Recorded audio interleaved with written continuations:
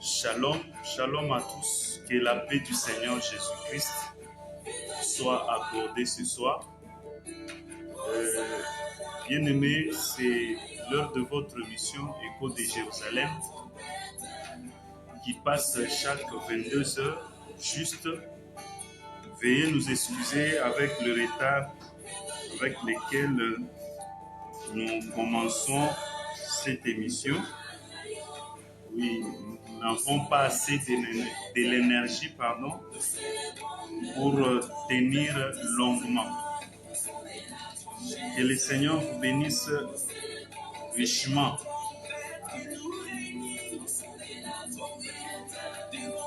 Nous, c'est l'assemblée des saints et des bien-aimés de Christ. Et il y a coupure de l'électricité. Et nous essayons quand même, dans la mesure du possible, vous servir. Que le Seigneur vous bénisse richement.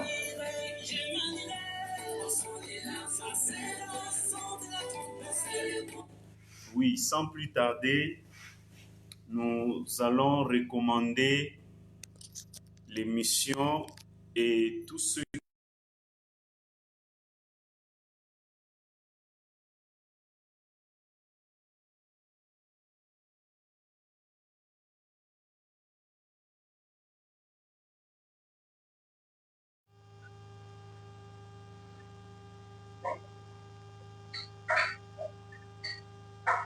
Veuillez nous excuser.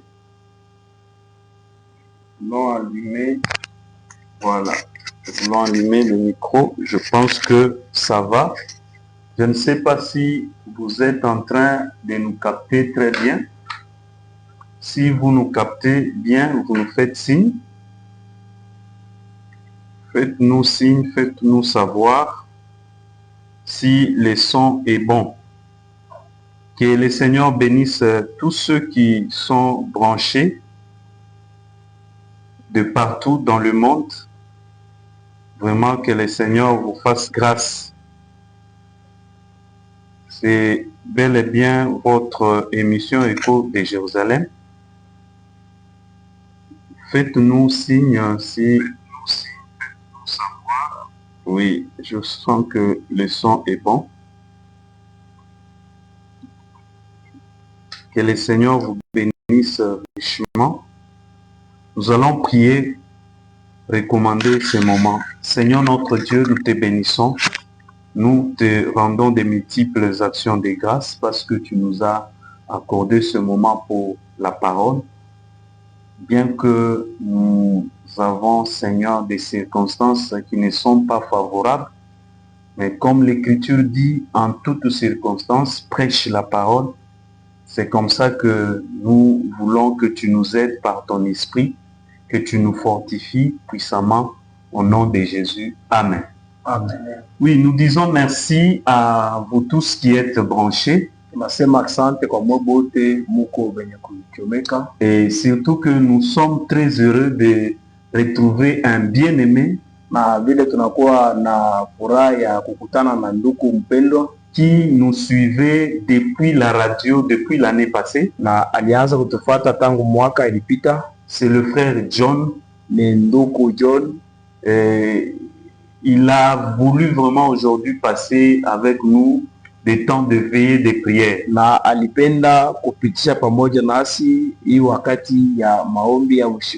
Et il a voulu vraiment participer avec nous. Oui, il est venu nous suivre même sur les réseaux sociaux. Et d'ailleurs, c'est lui qui nous a posé cette question de savoir si le frère Branham est-il le prophète du temps de la fin. Et j'ai compris que c'est un amoureux de la vérité de l'évangile.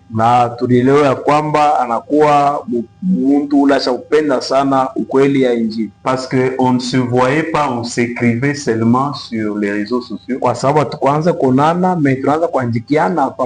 Aujourd'hui, le Seigneur a permis qu'on puisse se rencontrer en en live. Na leo Bwana anaichikia tupate kuonana hivi uso kwa uso. Je suis vraiment heureux de les rencontrer. Na kuwa na furaha kabisa ya kukutana naye. Oui, bien-aimés, nous restez branchés parce que nous allons toucher cette question au courant de cette émission. Upendo bakia paka kufuata kipindi kwa sababu tutagusa kuile swali, puisque nous sommes en train de parler du thème le Dieu de délivrance. Kwa sababu tunakuwa nasemezea pa kishina kia Mungu wa ufungulivu. Et tiré dans le psaume 67, ile tulichukua katika kitabu kia Zaburi 67 et verset 19 na mustari yake ya 19 à 20 kuishia ya 20. Et nous avons déjà longuement marché avec ces sujets. Ça fait presque deux ou 3 mois. Tunaesha kuchopa sana na ikishina, tunaenesha sasa miezi 2 wala 3. Et nous avions expliqué par rapport à Luc chapitre 4. Na tafsiria ile kishina kupatana na kitabu kia Luka sura peke ine.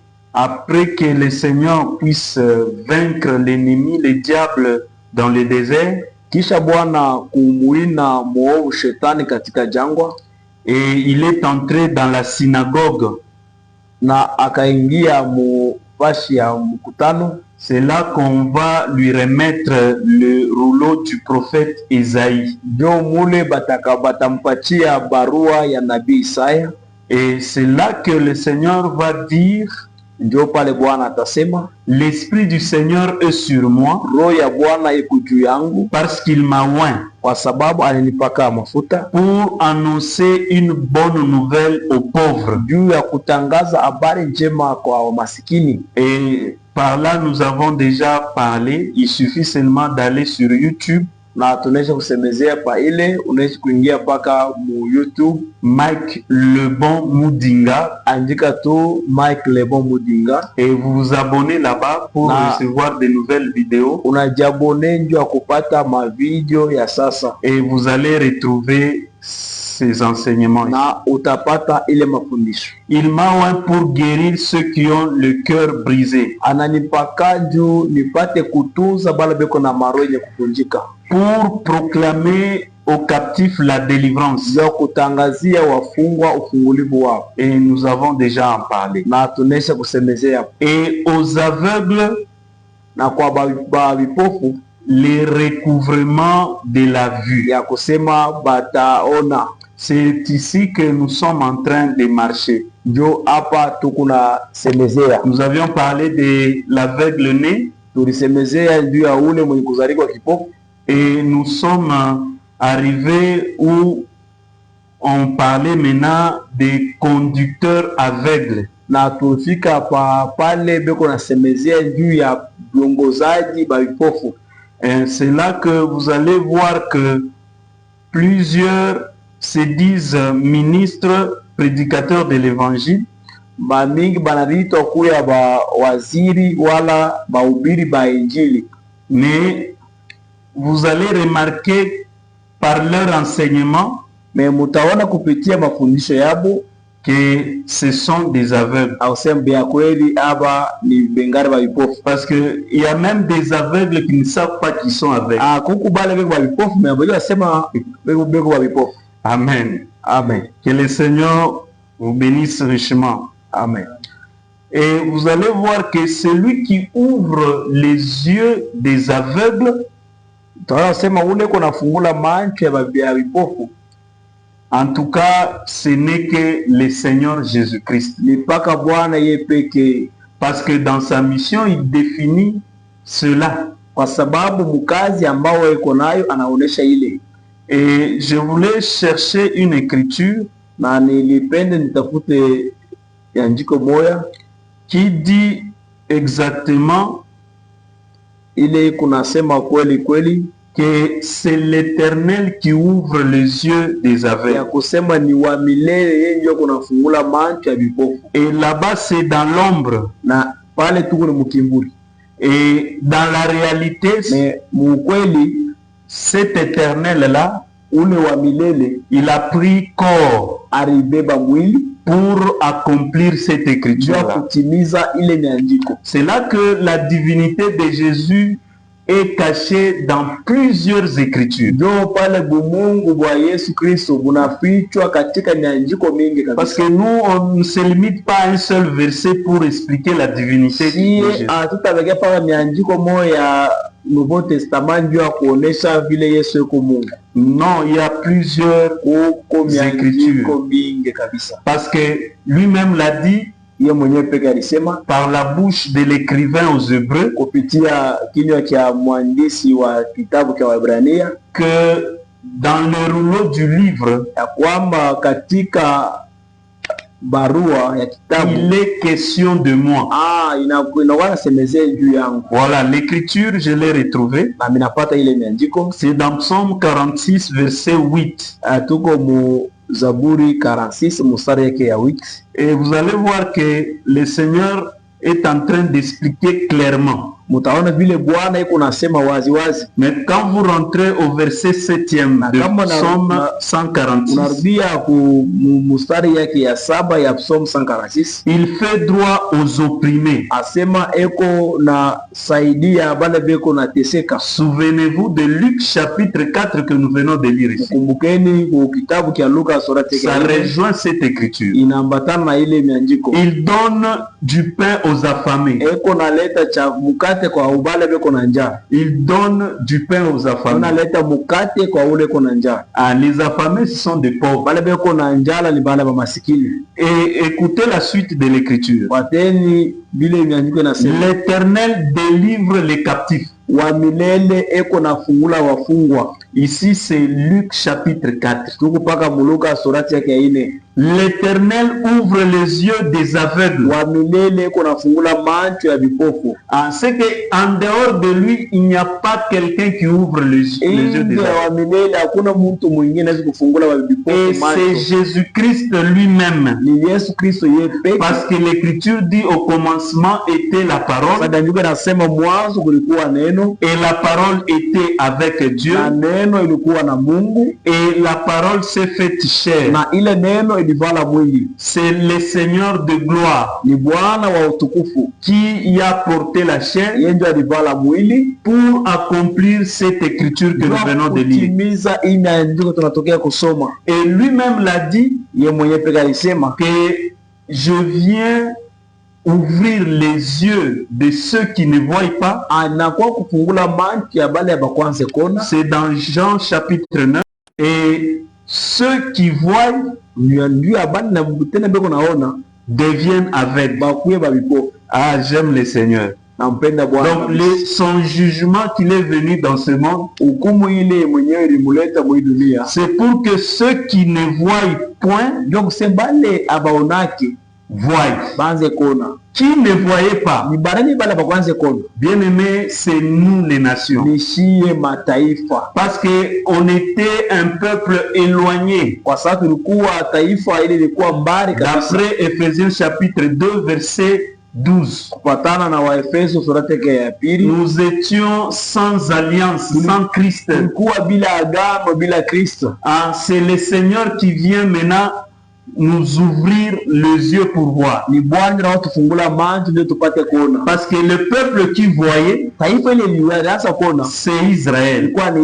Et vous allez le voir par les scribes et les pharisiens. Lisons cette écriture. Nous sommes dans Matthieu. Matthieu, retrouvons l'écriture. Ici, c'est le Seigneur qui dit dans Matthieu 15,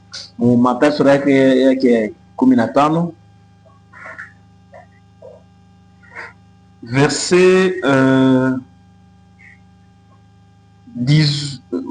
12e. Alors, ses disciples s'approchèrent et lui dirent, sais-tu que les pharisiens ont été scandalisés des paroles qu'ils ont entendues?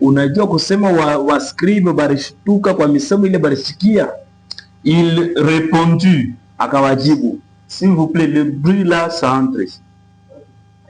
Il répondit, Akawajibu, toute plante que n'a pas planté mon Père céleste mti yote ile babangu ashikoteshe sera déraciné. Bataitosha. Laissez-les, Mubache. ce sont des aveugles Ni vipofu qui conduisent des aveugles. bale beko naongoza vipofu venjao. Les aveugles ici, Aba vipofu hapa, ce sont des pharisiens hapa ni wafarisayo et des scribes. na bascribe. Et Jésus leur dit Na Yesu anabaonesha que laissez les aveugles ase mwache vipofu qui conduisent des aveugles. baongoza vipofu benjao. Si un aveugle conduit un Kama aveugle, kipofu iko naongoza kipofu mwenjake, ils tomberont tous dans la fosse. wote bawili batanguka katika nchimu. Pierre, reprenant la parole, lui dit, Petro akabeba sauti akamuonesha, explique-nous cette parabole. Bwana tafsiri ile fumbo.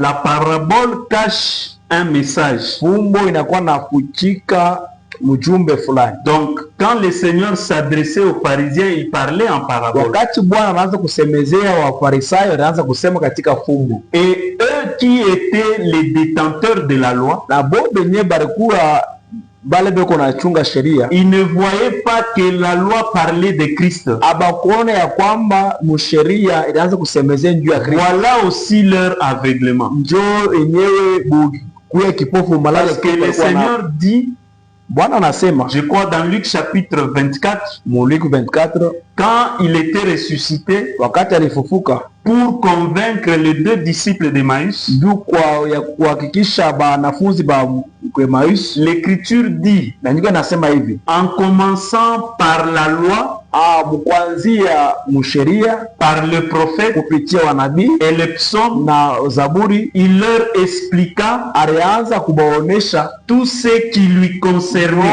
yote, ilianza kumwangalia. Donc, eux, les détenteurs, Bo benye bale balikuwa les pharisiens, les scribes, baskribi na Wafarisayo n'ont pas vu le Seigneur abakumwone Bwana dans la loi, le psaume et le prophète. katika sheria, Zaburi na wanabii. C'est ce qui a rendu qu'ils ne puissent pas voir le Seigneur pour qu'ils croient en lui.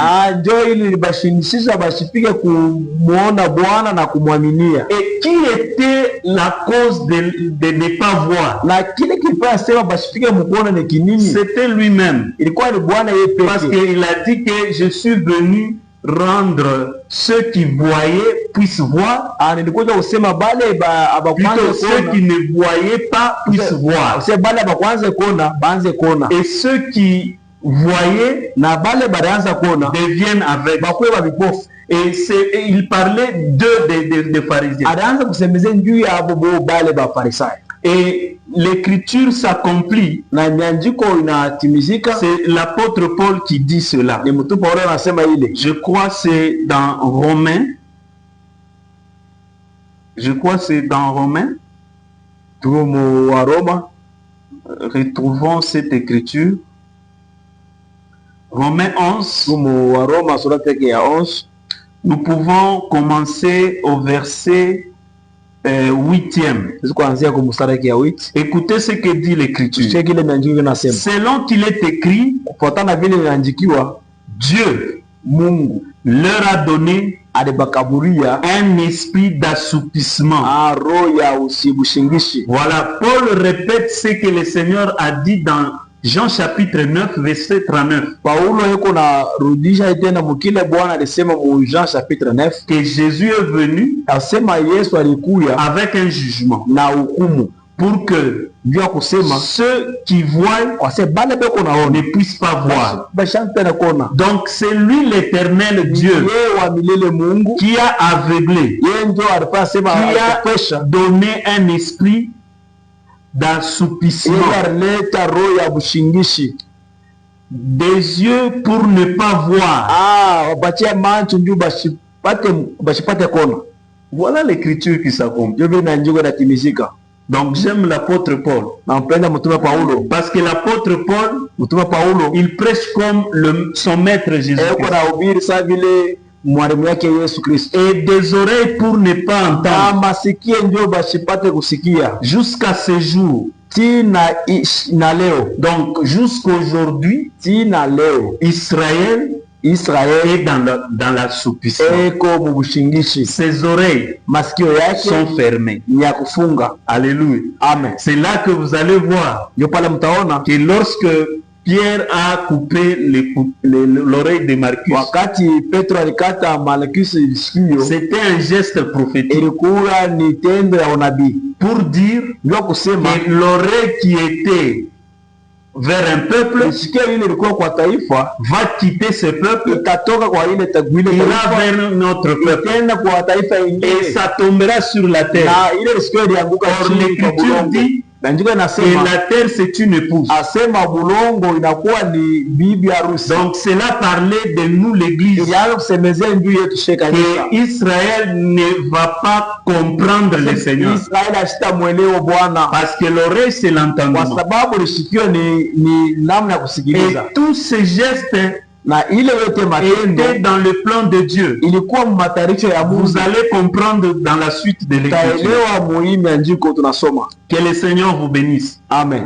Oui, notre chantre, le frère Ali Mapuya, Mwimbaji wetu nduku Ali Mapuya. shalom bien-aimé, Shalom nduku. depuis, je crois, c'est Kambov, si je ne m'abuse pas, Basi depuis Kambov qu'il est en train de nous suivre. unatufata. Que le Seigneur le bénisse. Bwana mbariki. Allez consulter, c'est un bon chantre.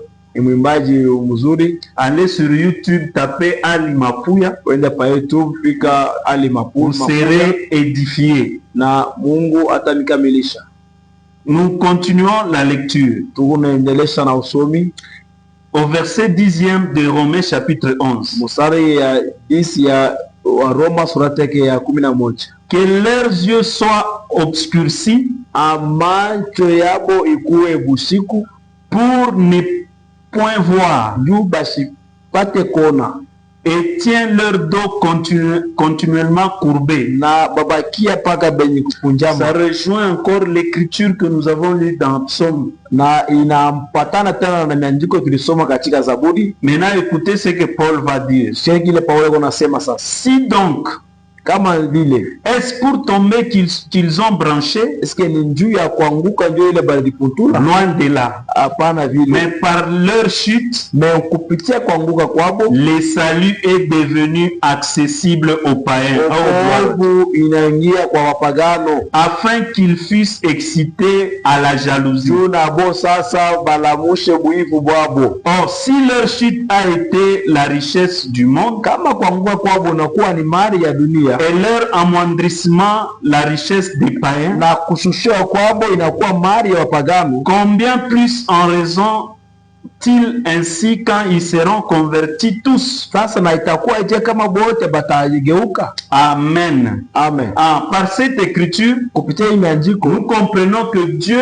est venu en Jésus-Christ tunasema Mungu alikuwa ndani ya Yesu Kristo avec un jugement na hukumu, pour que les yeux d'Israël ne puissent pas voir. macho ya Israeli sipate kona. Si ils pouvaient voir, Kama tu barianza kuona d'après l'apôtre Paul, kufuatana na maandiko ya le Paulo, salut ne devait pas être accessible à nous wokovu les païens. ilikuwa sasa nguvu kwa wapagano. Donc c'était dans la volonté de Dieu Ilikuwa ni mapenzi ya Mungu que le Seigneur puisse aveugler ce peuple. ndio Bwana apate kupopesha macho ya ile taifa. Parce que vous allez comprendre cela dans la maison de Jacob. Utaelewa ile katika nyumba ya Yakobo, Que le premier-né asema mtoto wa kwanza était les yeux. alikuwa ni macho, C'était Ruben. ilikuwa ni Ruben, Et le deuxième, na wa pili c'était Siméon. ilikuwa ni Simeoni, C'était l'entendement. ilikuwa ni lisikio, L'Éternel a vu, a sewaile entendu. alisikia.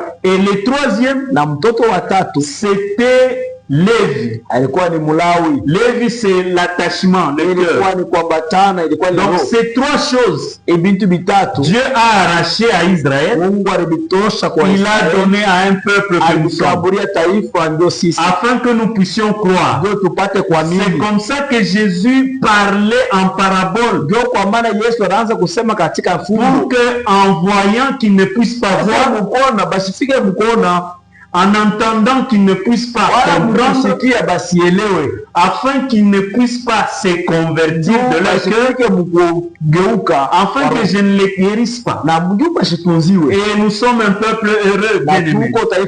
Si Dieu a fait cela, c'est parce qu'il voyait aussi un peuple. Tu es un peuple heureux, bien-aimé. Parce que le Seigneur t'a donné les yeux pour comprendre la parole, pour comprendre les Écritures.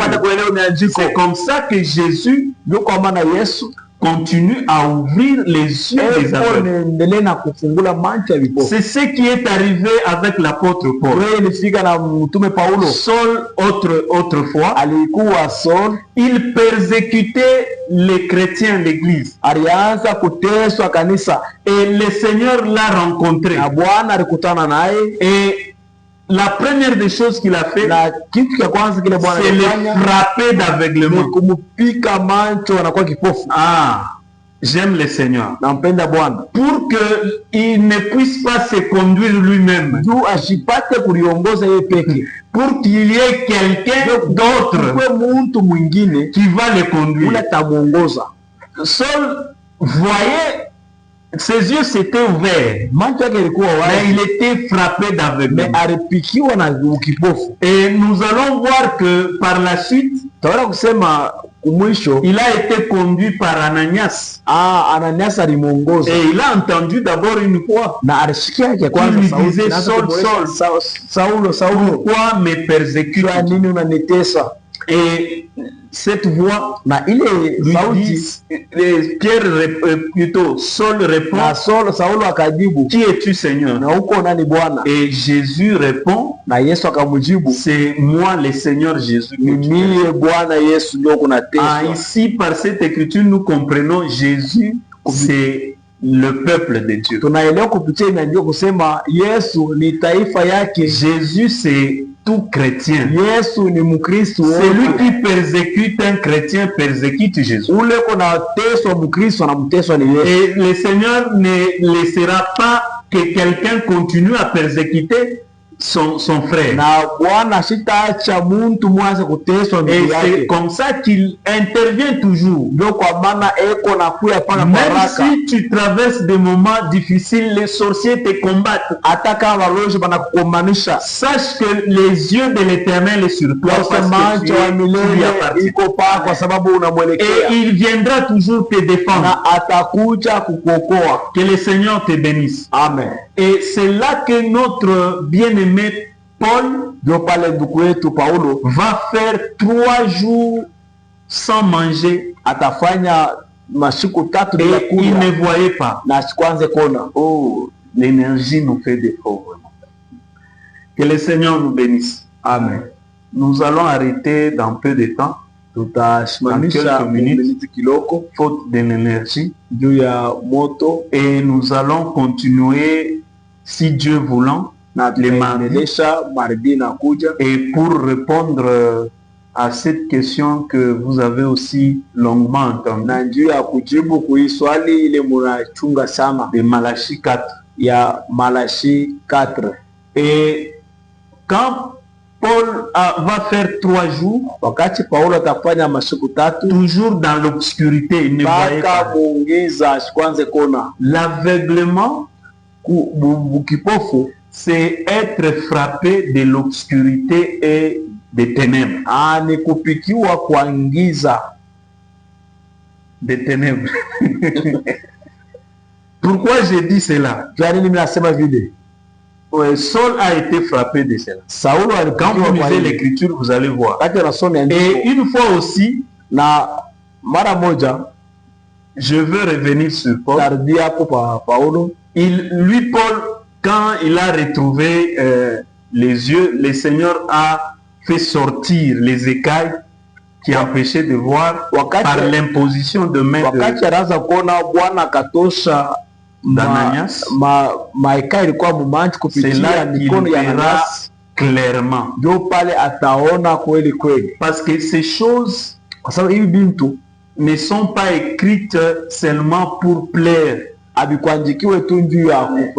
Non, seulement le Seigneur veut nous enseigner là-bas que quand Dieu veut te prendre comme serviteur, wakati Bwana anataka kuchukua saa vile mtumishi, il doit d'abord t'aveugler de la connaissance que tu as du choses de la terre ou de la loi, parce qu'il kwanza connaissait la loi, anapasha kupopesha kupitia ufahamu ya maneno ya dunia ile ilikuwa nayo, pour qu'il t'ouvre maintenant les yeux, juu yeye peke akufungule macho, pour comprendre maintenant les juu Écritures. upate kuelewa miandiko, Parce que les yeux kwa sababu macho expliquent aussi le cœur. nayo inakuwa ni roho. Ah, c'est comme ça. Ndio vile, Parce que leurs yeux étaient obscurcis. kwa sababu macho yabo ilipopeshwa. L'Écriture dit c'était leur cœur. Na nyingine nasema ilikuwa ni roho yabo, Parce que quand Moïse se voilait, wakati Musa alianza kuweka Cette pazia kumacho, ce voile, pardon, ile pazia l'apôtre Paul explique que c'était sur leur Paulo cœur. anasema ilianza kuwekewa ni kuroho yabo, Pour qu'ils ne puissent pas comprendre. juu bashifike mkuelewa miandiko. Que le Seigneur vous bénisse. Amen. Nous allons stopper ici, faute d'énergie. Tasimamia hapa ndio ya energy. Nous avons vraiment voulu vous parler, Tulipenda tumisemezee, mais le matériel ne nous permet pas jusque-là. kama vile tuko navyo vyombo Si vitusaidie. l'Éternel vous mettez à cœur de venir nous porter une main de soutien, Kama Bwana anaweza kumisaidia kwa mutunge mkono, en tout cas, ça sera le bienvenu. itakuwa mzuri kabisa. Notre numéro, c'est les plus 243 Ambayo tunakuwa plus 243 0970 0970 900 900 371. 371. Nous, c'est l'Assemblée des saints, des bien-aimés de Christ. Chez les assemblées de saints na bien-aimés de Christ, Nous sommes dans la République démocratique du Congo, huko mu nchi ya Kongo plus précisément dans la province du Haut-Katanga. na mu province ya Okatanga. Et nous sommes au centre-ville de Lubumbashi, Tuko mu town ya Lubumbashi, sur l'avenue Mouero, coin Kasavubu. balabala ya Mowero kwen Kasavubu. Nous nous réunissons chaque mardi, nous avons veillé des prières. Tunakusanyika mukazi mbili, tunakuwa na maombi ya usiku, Et chaque jeudi et nous sommes, nous réunissons à la même adresse et c'est là que nous nous réunissons chaque jeudi et dimanche de 15h à 17h. Oui, c'était votre bien-aimé Mike Lebon. Et aussi, nous étions traduits par notre bien-aimé Aaron. C'est lui qui nous a aidés à la traduction. Nous étions assistés par le frère John, le frère Gaius, le frère Eli, qui était avec nous. Que le Seigneur vous bénisse richement. Amen. Nous allons nous retrouver le mardi à partir de 22h juste. Nous disons merci à vous tous qui nous avez suivis, les hommes de Dieu de partout. Que le Seigneur vous bénisse richement.